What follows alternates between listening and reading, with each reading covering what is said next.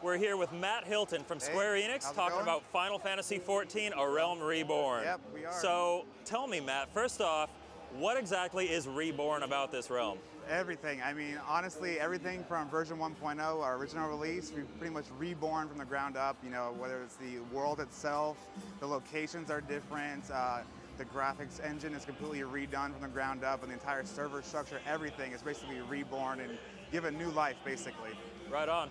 What kind of lessons did you learn? I know that this isn't the first iteration of Final Fantasy XIV, and you guys even did Final Fantasy XI before it, another MMO-based Final Fantasy. What lessons did you guys learn from the development of those games when creating A Realm Reborn? I think the biggest thing that we've learned over time is basically make sure you're listening to the community, because the community is your #1 focus. Yeah. I know a lot of people say that, but for an online game, it's doubly important. It's really important for us to be transparent as much as possible and tell them, you know, hey, here's what we're working on, here's what we're doing. We want to get your feedback, and you know what we've been doing for A Realm Reborn. Ever since we closed down version 1.0 last year, we've been in alpha testing, beta testing, and every weekend we're collecting more and more feedback. And I think we recently launched a huge update where we're telling everybody exactly, we're being as open as possible to let them know what's changed and what's different. Cool. So I'll be honest with you, I'm not the biggest MMO guy. Okay. I understand that this one has a lot of tidbits that might get me interested, though. Yes. Can you go into detail about why I should be interested in Final Fantasy XIV? Yeah, A Realm for sure. Reborn? I mean, honestly, this is a Final Fantasy game. You know, Final Fantasy is a huge franchise over 25 years, tons of titles, tons of content, and it's important for us to make sure that we're using that heritage properly in Final Fantasy XIV. Our producer and director Yoshida is a huge Final Fantasy gamer himself, and he's doing a lot to bring in a lot of the content and ideas and, you know, things that players love. You know, we have our chocobos, our Moogles, Sid is flying his airship and things like that, but it's not just that, it's also you know, really important things from other Final Fantasy, like Magitech armor we're bringing in, and Final Fantasy VII, you know, we have the limit break system, we're incorporating that into Final Fantasy XIV. So no longer is it just about, you know, playing an online game, but it's a Final Fantasy game first and foremost too, you know. And the cool thing about what we're doing is we're making sure that all that Final Fantasy heritage stuff fits into the world of 14, and it's not just like, oh, you go walk over here and here's the FF7 land or something. It all fits in really cohesively, and we're pretty proud of it, and we think that gamers are really gonna react to it. We have like the materia system and things like that, so. Okay, so you guys just announced a PlayStation 4 version of Final Fantasy XIV.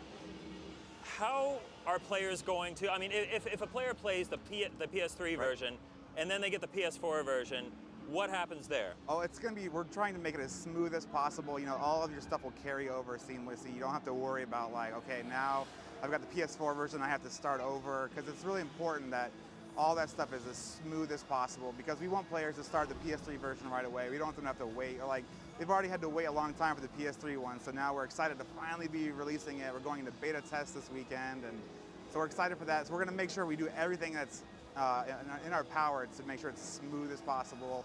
You don't have to worry. Cool. Let's talk about weapons and loot a little bit. I mean, MMOs are, you know, you're obviously going to be collecting a lot of loot off of your fallen foes.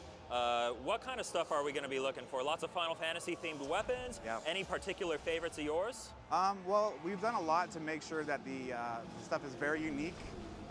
One of the things that our players have really reacted to positively is our Primals. So Primals are like the summons from other Final Fantasy games, like Ifrit and Titan and, you know, Garuda and things like that. And it's pretty cool. Like when you defeat them, you're actually able to earn weapons that are in the motif of those characters. So like a Garuda bow will have feathers on it, and like the Ifrit sword will have like a big nail of Ifrit. And so players have really been responding well to that. And it's pretty cool too, because like for armor, we made sure that we kept the iconic, the big Final Fantasy gear. Like the white mage has the white robe, the white outfit on. The black mage has the pointy hat, and the black cloak on, and things like that. So immediately when you see a character, you're like, I know this is a Final Fantasy game. I recognize this paladin, I recognize this warrior, the red outfit, the red armor. And so we're making sure that we're keeping all that in Final Fantasy XIV. Okay, let's talk about the setting of the game. What's the name of the world in which Final Fantasy XIV takes place? The world is Heidelin, but everything takes place in the realm of Erzea. So it's basically where everything is happening. A lot of the empire is coming in.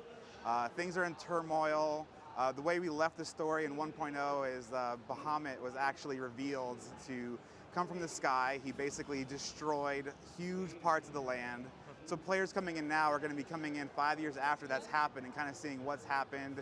They're going to go around the world and see huge craters and huge, monuments that were erected, basically based out of what happened there. And so it's going to be really cool to see players really exploring the setting. And we made sure that, before we had an issue where a lot of it was repeated, and it was a lot of like, okay, I've seen this jungle before, it's over here now.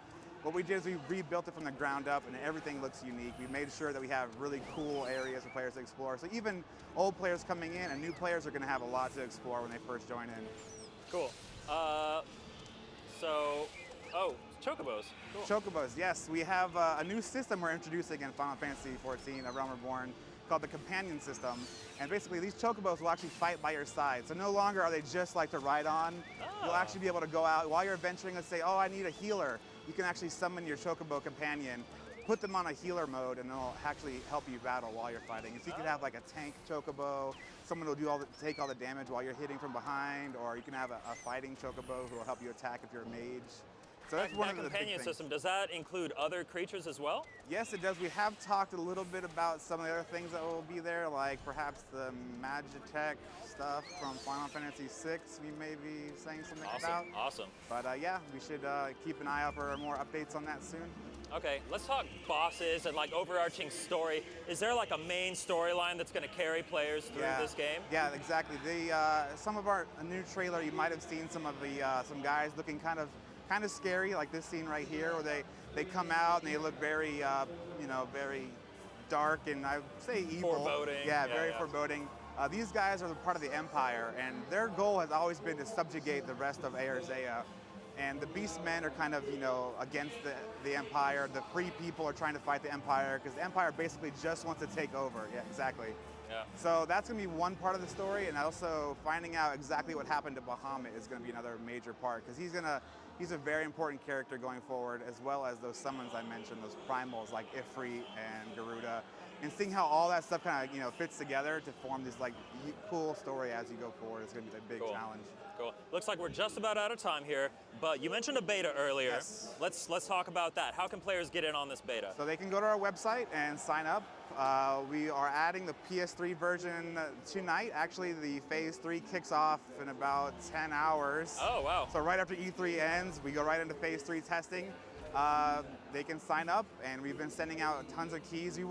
We know that PlayStation 3 users are really excited about it, and they've been waiting a long time, so now we're really excited to start getting those keys out to them so they can join in. And we're looking forward to getting their feedback, because this is the first time that they're going to be able to touch the game, and we're really excited to hear what they have to say about it. Awesome. Well, you heard the man. Final Fantasy XIV, A Realm Reborn. Beta launches tonight on PlayStation 3. Yep. Go check it out.